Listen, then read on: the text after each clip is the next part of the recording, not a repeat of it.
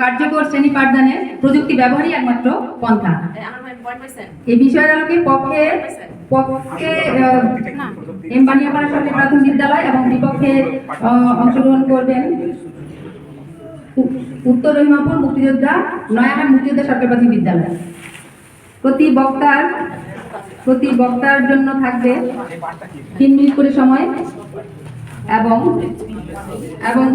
বিপক্ষ দলের সকলের জন্য 3 মিনিট করে বরাদ্দ এবং পক্ষ দলের দলনেতা যুক্তিখণ্ডন যেটা আমরা বলছি তা থাকবে 3 মিনিট করে সময়। এ নিয়ে হচ্ছে আজকে আমাদের বিতর্ক প্রতিযোগিতা। আজকের বিষয় কার্যকর শ্রেণী পাঠদানে প্রযুক্তি ব্যবহারই একমাত্র পন্থা। এখানে দেখেন ফ্যান, লাইট, প্রজেক্টর, মাল্টিমিডিয়া সবকিছু প্রযুক্তির ব্যবহার। আমরা যদি প্রযুক্তি ব্যবহার করে এই প্রশিক্ষণটি না নিতাম তাহলে এই প্রশিক্ষণ কখনোই আমাদের এই 14 দিনে সফল হতো না। এটা দীর্ঘ দিন লেগে যেত বা আমাদের জীবনটাও স্থায়ী হতো না, ফলপ্রসূ হতো না। তদ্রূপভাবে আমাদের শ্রেণীকক্ষেও আমরা যদি ইন্টারনেট বা প্রযুক্তি ব্যবহার করে পারতাম। তাই আমাদের বিপক্ষ দলের বন্ধুদের বলছি, আপনারা তর্কে না গিয়ে আমাদের সাথে কাঁধ মিলান এবং বলেন কার্যকর শ্রেণী পাঠদানে প্রযুক্তি একমাত্র পন্থা। ধন্যবাদ মডারেটর, ধন্যবাদ বিপক্ষ দলের বন্ধুরা, ধন্যবাদ সকলকে। আসসালামু আলাইকুম। দেখুন একটা বিজ্ঞানের আবিষ্কারকে সংস্কার আমার বিপক্ষে অবস্থান। প্রযুক্তি আমরা মানছি প্রযুক্তি বিজ্ঞান এবং প্রযুক্তির পরস্পর সম্পর্কযুক্ত এবং প্রযুক্তির মাধ্যমে অনেক কিছু হয়, কিন্তু শ্রেণী পাঠদানে কার্যকর যদি একমাত্র পন্থা এটা হতে পারে না। আমরা একটা প্রযুক্তির বিজ্ঞান আবিষ্কারের পূর্বে যদি আমরা যাই, আমাদের রবীন্দ্রনাথ, কবি নজরুল ইসলাম এরা কি প্রযুক্তি ব্যবহার করে প্রযুক্তি ব্যবহার করেন নাই। আমাদের আরো কিছু বিষয় আছে কার্যকর শিক্ষা গ্রহণের জন্য, যেমন কিছু ধর্মীয় বিষয়গুলিকে আমরা কি প্রযুক্তি ব্যবহার করতে পারি? ধর্মীয় বিষয়ে আমাদের এই প্রযুক্তি ব্যবহার না করেও আমরা করতে পারি বলে আমার মনে হচ্ছে। তাছাড়া মানবতার সেবাগুলো এগুলো কি প্রযুক্তির মাধ্যমে করা হয়? এই মানবতার সেবা আসে কোথা থেকে? আমাদের মানসিক থেকে, আমাদের নিজস্ব থেকে। এখানে কোনো প্রযুক্তির ব্যবহার হয় না, ঠিক আছে? তাই আমি আমাদের বিপক্ষে প্রযুক্তি একমাত্র পন্থা তা হতে পারে না। প্রযুক্তি ছাড়াও আমরা কার্যকর শিক্ষা কার্যকর প্রযুক্তি ব্যবহার পন্থা হতে পারে না। আমরা প্রযুক্তি ছাড়াও আমরা সুন্দরভাবে শ্রেণী পাঠদান করতে পারি। ধন্যবাদ মডারেটর, ধন্যবাদ বিচারক মন্ডলী এবং উপস্থিত সবাই যতক্ষণ বিচারক মন্ডলী, উপস্থিত আমার বিপক্ষ দলের বন্ধুরা এবং উপস্থিত সুধীবৃন্দ, সবাইকে আমার সালাম। আমাদের আজকের বিষয় হচ্ছে কার্যকর শ্রেণী পাঠদানে প্রযুক্তির ব্যবহারই একমাত্র পন্থা। তুলে ধরে বলছি, উনি মনে হয় ভুলে গিয়েছেন যে উনি বলেছেন প্রযুক্তি ব্যবহার শ্রেণী একমাত্র পন্থা হচ্ছে প্রযুক্তি ব্যবহার। আপনি কি ভুলে গিয়েছেন আপনার পাঠ্যপুস্তকের কথা? আপনি কি ভুলে গিয়েছেন শিক্ষাক্রমের কথা? আপনি কি ভুলে গিয়েছেন প্রকৃতির কথা? আপনি ভাবুন তো, আপনার কথাটা হচ্ছে একমাত্র বুঝতে পারছি আপনি গাছে কাঁঠাল কোপে তেলের মতো। আপনার অবকাঠামো সমস্যা, আপনার হচ্ছে প্রশিক্ষণপ্রাপ্ত শিক্ষকের অভাব, আপনার হচ্ছে আমাদের বিদ্যুতের যে সবসময় বিদ্যুৎ থাকে না। আরো বলে গিয়েছেন যে আপনি শ্রেণীকক্ষে যথাযথ প্রযুক্তি ব্যবহার করেন, কিন্তু আপনি কি করেন? আপনি নিজেকেই আপনার কাছে প্রশ্ন রেখে গেলেন, আপনি কি প্রতিদিনে প্রযুক্তি ব্যবহার করতে পারেন? আপনার কি দক্ষ শিক্ষক আপনি সৃষ্টি করতে পেরেছেন? লক্ষ্যে পৌঁছতে পারি, আমরা সেই দিকে আসি। আমরা সবাই কাঁধ মিলিয়ে বলি, একই সুরে বলি, প্রযুক্তি নয়, আমাদের শিক্ষকের যথাযথ এবং আমাদের প্রকৃতির যা কিছু আমাদের কাজ আছে তাই নিয়ে আমরা পাঠদানকে কার্যকর করবো এবং নির্দিষ্ট লক্ষ্যে পৌঁছবো। বিষয় হলো যে কার্যকর শ্রেণী পাঠদানে প্রযুক্তির ব্যবহারই একমাত্র পন্থা।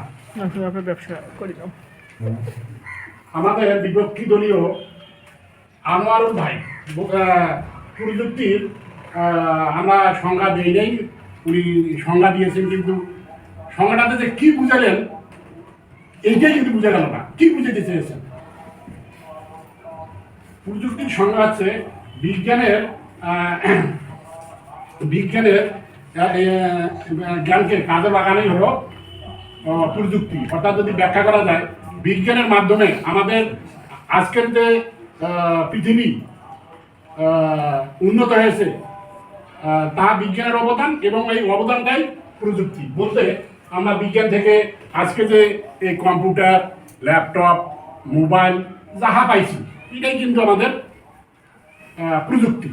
এই ব্যবহারটা আমাদের আজকে উন্নত করছে। আমরা আজকে যে এখানে এই আমার হচ্ছে পক্ষদলের তৃতীয় বক্তা বলে গেলেন বিজ্ঞানের কথা। আসলে উনি বিজ্ঞান এবং প্রযুক্তিটা দুইটাকে গুলিয়ে ফেলেছেন। প্রযুক্তির অরিজিনাল জিনিসটা কি এবং বিজ্ঞান জিনিসটা কি, ওনাকে আমি আরেকটু ভালোভাবে ব্যাখ্যা করার জন্য আমি পরবর্তী বক্তার কাছে আমি রেখে দেবো। ঠিক আছে, প্রযুক্তি ছাড়া কি আমরা পাঠদান আকর্ষণীয় করতে পারি না? অবশ্যই পারি। আমাদের তো প্রযুক্তির মাধ্যমে ডিজিটাল কন্টেন্টের অভিজ্ঞতার আলোকে কার্যকর পাঠদানে প্রযুক্তির ব্যবহার যৌক্তিক নয় বলে আমি মনে করি। কারণ হচ্ছে ডিজিটাল কন্টেন্ট শ্রেণী পাঠদানে কতদিন হয়ে এসেছে। তাছাড়া আপনাদের কাছে আমার একটি প্রশ্ন, আমাদের সাথে আপনারা আবারও কণ্ঠে মিলিয়ে বলুন যে কার্যকর শ্রেণী পাঠদানে প্রযুক্তির ব্যবহারই একমাত্র পন্থা নয়, বিকল্প পন্থা রয়েছে। ধন্যবাদ মাননীয় মডারেটর, ধন্যবাদ সবাইকে। ধন্যবাদ মৌসুমীকে তার মূল্যবান বক্তব্য উপস্থাপনের জন্য। এবার পক্ষে বক্তব্য নিয়ে আসছেন চতুর্থ এবং শেষ বক্তা সুজালুর রহমান। ধন্যবাদ। পক্ষে তার বক্তব্য উপস্থাপন। ধন্যবাদ মডারেটর বিচারক মণ্ডলী এবং আমার বিপক্ষে অবস্থানকারী এবং আমার পক্ষের সঙ্গে আমার সহযোগিকারী, সেই সঙ্গে প্রদর্শনকারী সকলকে ধন্যবাদ জানাচ্ছি। সবচেয়ে শক্ত বিষয় হলো কার্যকর শ্রেণী পাঠদান প্রযুক্তির ব্যবহার একমাত্র পন্থা।